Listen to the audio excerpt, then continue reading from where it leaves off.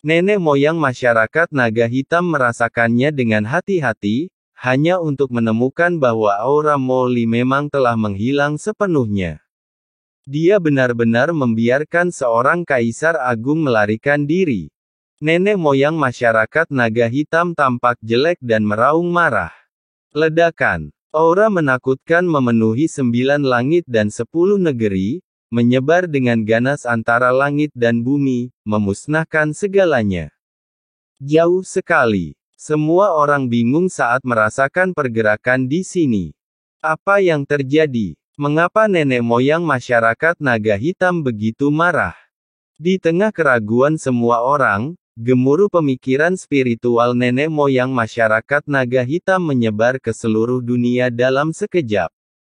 Siapapun yang dapat menemukan jejak anak ini untukku akan diberi imbalan yang besar. Raungan kemarahan langsung mencapai telinga banyak pria kuat yang hadir. Apa? Semua orang yang hadir diam-diam terkejut. Anda benar-benar membiarkan anak ini melarikan diri. Apakah kamu bercanda? Kaisar ilahi yang bermartabat sedang mengejar seorang kaisar yang kuat, tetapi tidak hanya gagal membunuhnya, tetapi juga membiarkannya melarikan diri. Ketika berita seperti itu keluar, semua orang tidak terkejut. Dari mana asal-usul anak ini sehingga dia bisa lolos dari kejaran nenek moyang masyarakat naga hitam? Pikiran spiritual berkomunikasi satu sama lain, tetapi tidak ada yang benar-benar mencoba melacak keberadaan Molly sebagai leluhur masyarakat naga hitam. Siapa yang berani menemui orang kuat yang bisa mengalahkan nenek moyang masyarakat naga hitam dan mencari bencana? Orang-orang kuat di tingkat kaisar tidak berani menyinggung Molly dengan mudah. Adapun pembangkit tenaga listrik tingkat dewa kaisar. Belum lagi, nenek moyang masyarakat naga hitam tidak memiliki martabat untuk pantas mendapatkan upaya mereka sendiri untuk mencari seorang kaisar yang hebat untuknya. Panggilan. Dalam sekejap, banyak pemikiran spiritual menghilang. Mundur, dan tidak lagi memperhatikan tempat ini. Di saat yang sama, legenda seorang kaisar agung yang bisa lepas dari tangan kaisar dewa yang berkuasa juga menyebar di kalangan masyarakat dalam sekejap. Setelah semua orang bubar, ledakan. Seekor monster langit berbintang besar langsung muncul di medan perang. Setelah melihat lubang besar di tanah, ekspresinya berubah. Tidak, pertempuran di sini sudah berakhir. Tuan, bisakah dia? Suara mendesing lah bergoyang dan langsung menghentikan kaisar tahap akhir. Saudara ini, kata binatang langit berbintang itu dengan tergesa-gesa. Siapa? Mendiang kaisar terkejut, pupil matanya menyusut, dan dia segera mengeluarkan senjatanya. Dia melihat sosok yang menghalanginya dengan mata dingin. Komodo, ini adalah keluarga besar di lautan semesta. Apakah ada yang salah, Yang Mulia? Di kemudian hari, nada suara kaisar sedikit melunak. Namun dia tetap tidak berani gegabah. Dia mengangkat senjatanya dan menatap dengan gugup ke arah binatang komodo di depannya. Seperti ini. Di sini dikatakan bahwa nenek moyang masyarakat naga hitam sedang memburu seorang kaisar yang hebat. Aku ingin tahu apa hasilnya. Tolong, beritahu aku. Binatang langit berbintang itu sangat gugup. Saroye lah yang datang jauh-jauh. Ternyata untuk ini, mendiang kaisar menghela nafas lega. Dia mengangkat tangannya dan bola kristal segera jatuh ke tangan Saroye. Ini adalah informasi tentang pertempuran sebelumnya antara leluhur masyarakat naga hitam dan orang itu. Aku menyalinnya, anak muda, aku akan memberimu yang ini. Setelah mengatakan itu, pria itu berbalik dan pergi. Sangat jarang kaisar dewa yang kuat mengambil tindakan, jadi tentu saja akan ada banyak orang yang merekam adegan tersebut. Saroye mengabaikan kepergian pihak lain dan buru-buru membuka bola kristal untuk melihatnya. Ketika dia melihatnya, dia terkejut. Orang di dalam yang bertarung melawan leluhur masyarakat naga hitam bukanlah Qin Chen. Bukan orang dewasa. Itu anak itu. Dan setelah mendengar percakapan kedua pihak, Saroye semakin terkejut. Kembali ke kota Nanyuan, jelas masternya yang membunuh klon nenek moyang masyarakat naga hitam, dan bergabung dengan Raja Tianbei dari Kerajaan Yong untuk menghancurkan sebagian besar wilayah masyarakat naga hitam mulut nenek moyang masyarakat naga hitam. Ternyata itu kesalahan orang ini. Keanehan. Ada keraguan di hatinya, tapi Saroye masih bisa bernapas lega. Bagus. Tidak apa-apa, Pak. Tetapi orang ini harusnya memiliki hubungan dengan orang dewasa. Saroye mengerutkan kening, teringat adegan dalam video yang dibawakan oleh Raja Tianbei, pasti orang ini. Pantas saja Anda tidak membiarkan orang-orang kerajaan Yong menangkap orang ini sejak awal. Kekuatan yang ditunjukkan orang ini, kecuali beberapa orang seperti Raja Tianbei, mungkin semudah memotong melon dan sayuran di tangan orang ini. Pikirkan cara untuk menemukan orang ini terlebih dahulu, atau ikuti masyarakat naga hitam, pergerakan nenek moyang. Mungkin kamu bisa menemukannya. Saroye berpikir dalam diam, dan segera mengeluarkan token panggilan dan memulai pemanggilan. La masih memiliki beberapa teman dari klan Komodo di reruntuhan para dewa. Aku tidak tahu bagaimana keadaan tuanmu di reruntuhan para dewa ini. Tanpa aku sebagai tunggangan, tuanmu pasti sangat lelah jika harus terbang sendiri. Saroye menghela nafas, berbalik dan pergi. Saat ini, sudut tersembunyi dari dinding batu di suatu tempat di reruntuhan para dewa. Kabru bersembunyi di sini secara diam-diam. Di tangannya, dia memegang slip pesan giok. Pesan bantuanku sudah terkirim, tapi aku tidak tahu kapan adikku akan menerimanya.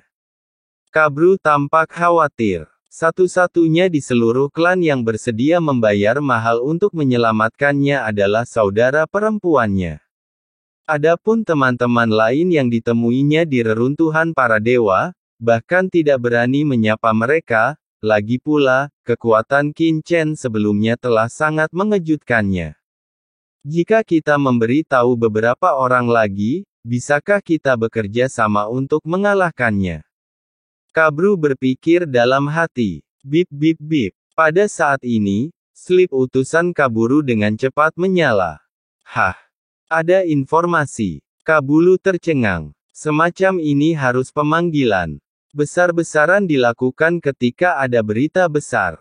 Dia segera mengambil slip giok dan memeriksanya.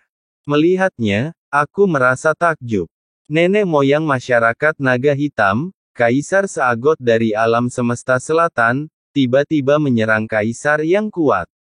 Pertempurannya sangat sengit. Nenek moyang masyarakat naga hitam menggunakan berbagai metode, tetapi mereka gagal membunuh orang itu tetap hidup. Kabulu terkejut ketika dia merasakan informasi di slip giok. Apalagi masih ada gambar yang dikirimkan di slip giok ini. Nenek moyang masyarakat naga hitam mengancam bahwa siapapun yang dapat menemukan jejak orang ini dan mengirimkan pesan kepadanya akan menerima rasa terima kasih yang sebesar-besarnya. Mata Kabru membelalak. Seberapa besar manfaat yang bisa diperoleh Kaisar Ilahi yang berkuasa jika ia mengungkapkan rasa terima kasihnya? Itu tidak boleh kecil. Sayang sekali saya tidak berani memprovokasi makhluk seperti itu. Saya pasti tidak akan bisa mendapatkan uang ini. Kabru menggelengkan kepalanya. Suara mendesing. Pada saat ini, dua aliran cahaya tiba-tiba terbang melewati langit yang jauh. Senior itu ada di sini. Kabru bersembunyi di pojok, gemetar tergesa-gesa. Berpikir sejenak, dan akhirnya menggerakkan gigi dan bergegas keluar. Di atas langit, Qin Chen dengan cepat datang ke gurun ini bersama Molly. Suara mendesing. Begitu keduanya berhenti, sesosok tubuh muncul dari balik batu di kejauhan. Senior, apakah kamu kembali? Kabulu tersenyum datar. Kamu tidak pergi. Qin Chen menatapnya sambil setengah tersenyum. Senior, kamu bercanda. Pergi. Kabulu buru-buru tertawa. Kehormatan bagi saya untuk menjadi tunggangan beraninya bawahanmu, merupakan senior saya. Qin Chen tersenyum, Molly, ayo pergi. Qin Chen dan Molly segera bergegas menuju punggung Kabulu. Setelah melihat kemunculan Molly, seluruh tubuh Kabulu gemetar, pupil matanya tiba-tiba mengecil, dan tiba-tiba dia mengeluarkan keringat dingin. Ini, bagaimana orang ini terlihat sangat mirip dengan orang yang lolos dari tangan leluhur masyarakat naga hitam di gambar. Salah. Itu bukan gambarnya, tapi gambarnya. Senior, siapa yang ini? Kabulu merasakan Qin Chen dan Molly menimpanya, dan anggota tubuhnya menjadi lemah karena ketakutan, dan dia hampir terduduk di tanah. Jangan tanya apa yang tidak seharusnya kamu tanyakan, kata Qin Chen dengan tenang. Hah? Molly juga menatap Kabulu dengan ringan. Ledakan. Kabulu merasa seolah-olah ada dunia gelap luas tak berujung di depannya. Seluruh tubuhnya terasa seperti jatuh ke dalam gudang es dan dia hampir tidak bisa bernapas. Ayo pergi. Suara samar Qin Chen sepertinya datang dari cakrawala, terdengar di telinga Kabulu. Membangunkannya seketika. Iya, Kabulu gemetar, seluruh tubuhnya basah kuyup. Seolah-olah baru saja dikeluarkan dari air. Untungnya, saya tidak bertindak bodoh sebelumnya. Kabulu tidak berani gegabah, dan segera mengikuti petunjuk Qin Chen dan terbang ke depan. Qin Chen, kemana kamu akan membawaku sekarang? Molly mengerutkan kening. Pergi ke tempat yang bagus. Qin Chen tersenyum, dan daun wukong muncul di tangannya. Berdasarkan daun wukong, dia samar-samar merasakan ketertarikan yang tidak dapat dijelaskan di suatu tempat di depannya. Seharusnya disitulah pohon ilahi wukong berada. Benar. Qin Chen berbalik dan mengulurkan tangannya ke Molly. Molly tercengang, apa maksudmu? Masih berpura-pura bodoh, Qin Chen berkata dengan ringan, haruskah saya membagikan setengah dari harta yang Anda dapatkan di inti markas Black Dragon Society? Molly tertegun sejenak, dan wajahnya tiba-tiba berubah jelek. Kenapa, kamu masih ingin mengambil semuanya untuk dirimu sendiri? Qin Chen memandangnya, jika aku tidak menghancurkan klon nenek moyang masyarakat naga hitam, kamu tidak akan memiliki kesempatan untuk memasuki inti dari markas besar. Perkumpulan naga hitam untuk dijarah, kan? Di antara harta karun ini, pasti ada aku setengahnya. Aku tahu kamu, iblis Qin, tidak berguna bagiku. Molly tampak seperti sedang sembelit.